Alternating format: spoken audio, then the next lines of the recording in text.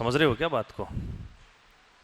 तो परिवार में एक सदस्य के द्वारा लिए गए गलत निर्णय या उसके द्वारा बोले गए एक एक शब्द जो कि परिवार के लिए क्या नहीं है, उपयुक्त नहीं है, वो शब्द, वो निर्णय एक अच्छे खासे परिवार को क्या कर देता है, बिखेर के रख देता है।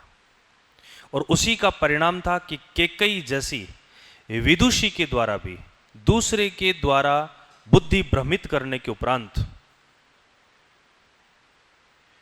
दशरथ से, अपने पति से वो वर मांगना जिससे उसका पूरा सूर्य वंश क्या हो गया, तबाह हो चुका था।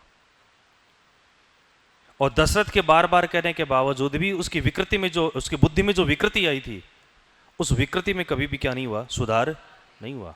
और उसका परिणाम क्या निकला? उसका परिणाम ये निकला कि सूर्यवंश, मनुवंश, रघुवंश, श्री राम जहां पैदा हुए थे वो वंश भी बिखर चुका था।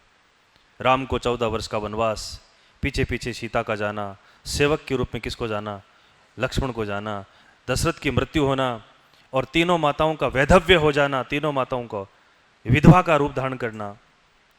समझ पा रहे हो, नहीं समझ पा रहे हो? भारत का नांदीग्राम में जाके बैठना, 14 वर्ष तक भाई का क्या करना, इंतजार करना। उधर लक्ष्मण की पत्नी है, वो 14 वर्ष तक नींद स्वीकार करती है, उधर लक्ष्मण 14 वर्ष की अनिद्रा को स्वीकार करता है। कहां कहां कैसी कैसी दुर्घटनाएं घटी, कैसी कैसी घटना घटी, केवल और केवल एक निर्णय से, एक शब्द से। तो परिवार में जब भी कोई निर्णय लिया जाए, जब भी कोई शब्द संग्रह किया जाए, बोला जाए, तो उस शब्द पर क्या होना चाहिए, विचार होना चाहिए। कहीं ऐसा न हो कि हम भी रघुवंश की तरह हमारा परिवार भी क्या हो जाए, बिखर जाए। तो अपने